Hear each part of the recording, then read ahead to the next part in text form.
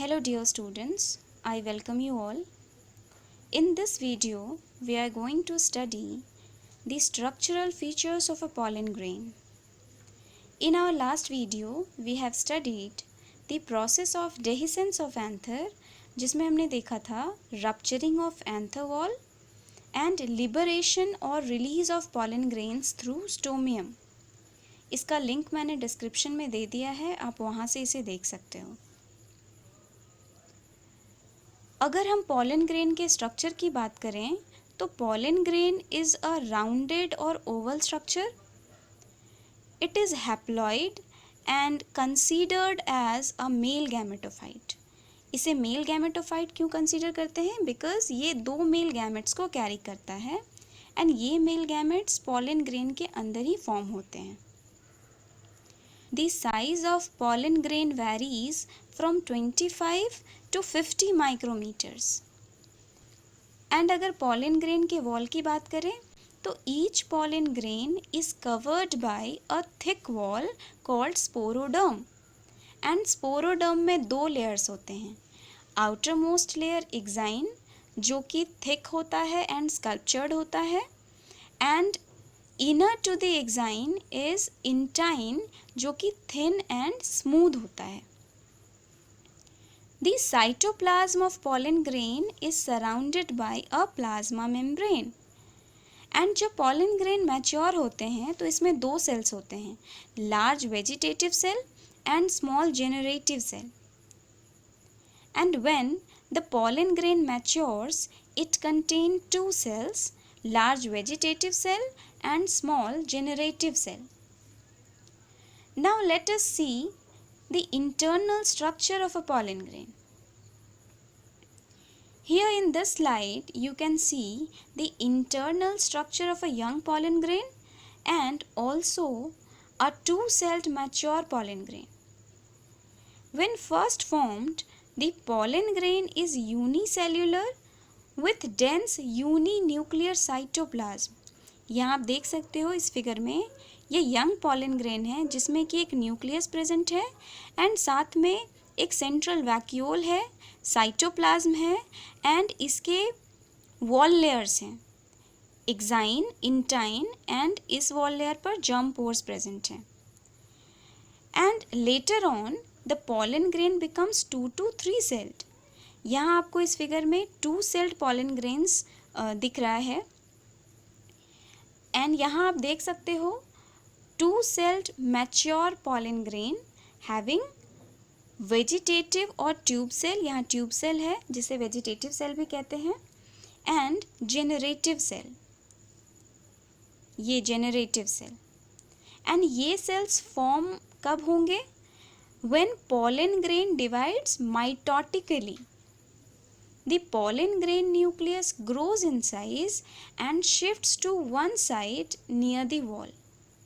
Due to peripheral position of nucleus, the protoplast of pollen grain divides unequally into two cells, the larger vegetative or tube cell and the smaller generative cell. आप इस figure में देख सकते हो larger area जो है वो क्या है, वो वेजिटेटिव सेल है और इसी वेजिटेटिव सेल में ये स्मॉलर सेल प्रेजेंट है जो क्या है, जेनरेटिव सेल है. Vegetative cell is bigger, has abundant food reserve and a large irregularly shaped nucleus. यहाँ क्लियरली देख सकते हो ये irregularly shaped nucleus present है जिसे ट्यूब न्यूक्लियस कहते हैं या फिर vegetative nucleus. The generative cell is small and floats in the cytoplasm of vegetative cell. It is spindle shaped with dense cytoplasm and a nucleus. ये figure में जो area है ये जेनरेटिव सेल है एंड ये जेनरेटिव सेल जो है ये फ्लोट कर रहा है किसके साइटोप्लाज्म में, वेजिटेटिव सेल के साइटोप्लाज्म में.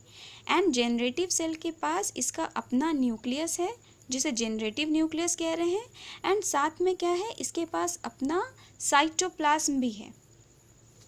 सो इन दिस फिगर आप क्लियरली देख सकते हो ट्यूब सेल और वेजिटेटिव सेल जिसके पास ट्यूब न्यूक्लियस है, साथ में जेनरेटिव सेल जिसके पास जेनरेटिव न्यूक्लियस है.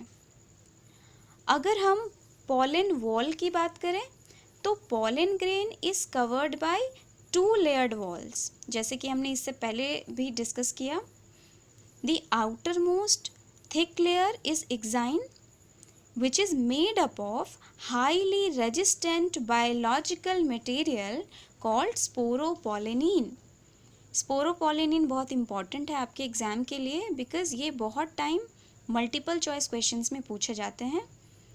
And this sporopollenin enables the pollen grains to survive in unfavorable conditions for a long time. Exine का जो सरफेस है वो स्पाइनी भी हो सकता है, पिटेड भी हो सकता है, वार्टी भी हो सकता है, या और भी अदर टाइप का हो सकता है. Exine sculpturing are specific for each type of pollen grain, यानी कि अगर स्कल्पचर की बात करें तो ये डिफरेंट स्पीशीज़ में वेरिएशंस देखने को मिल सकता है. इनर टू द एक्साइन, ये जो आउटर मोस्ट लेयर था थिक लेयर, ये है एक्साइन. एंड एक्साइन के अंदर वाला जो लेयर है वो क्या है, इंटाइन है. And intine is thin layer and it is smooth. And intine is composed of pectin and cellulose. यहाँ कुछ ऐसे रीजन्स भी प्रेजेंट होते हैं जहाँ स्पोरोपोलिनिन या एक्साइन एब्सेंट होते हैं. इस रीजन को क्या कहते हैं, इस रीजन को जर्म पोर कहा जाता है. यहाँ आप देख सकते हो. And a pollen tube emerges from these germ pores at the time of pollen germination. यानी कि यहाँ जो आप germ pore देख रहे हो, ये फर्स्ट germ pore, ये एरिया फर्स्ट germ pore, यहाँ सेकेंड germ pore है, यहाँ थर्ड germ pore है. तो इस germ pores से क्या होगा, pollen tube फॉर्म होते हैं, यहीं से pollen tube निकलते हैं at the time of pollen germination. And ये पॉलन ट्यूब बनाने में इंटाइन का भी इम्पॉर्टेंट रोल है बिकॉज इंटाइन ही क्या बनाते हैं, पॉलन ट्यूब बनाते हैं. इंटाइन पॉलन ट्यूब बनाते हैं एंड ये पॉलन ट्यूब कहाँ से निकलते हैं, from this germ pore. So in this way we have studied the overall morphology और स्ट्रक्चर ऑफ पॉलन ग्रेन, जिसमें हमने देखा all the wall layers, exine, intine, साथ में जर्म पोर्स. देन हमने देखा the internal part, internal cytoplasm, जिसमें कि वैक्यूल्स हैं, ट्यूब सेल है या वेजिटेटिव सेल है, स्मॉलर जेनरेटिव सेल प्रेजेंट है. ये जेनरेटिव सेल जो हैं ये आगे माइटोटिकली डिवाइड करके 2 मेल गैमेट्स बनाते हैं और तब इस स्टेज में पॉलन ग्रेन जो है वो 3 सेल्ड पॉलन ग्रेन कहलाता है, जिसमें कि वेजिटेटिव सेल होते हैं एंड 2 मेल गैमेट्स होते हैं. In our next video we will study the wall layers exine and intine in detail. Thank you.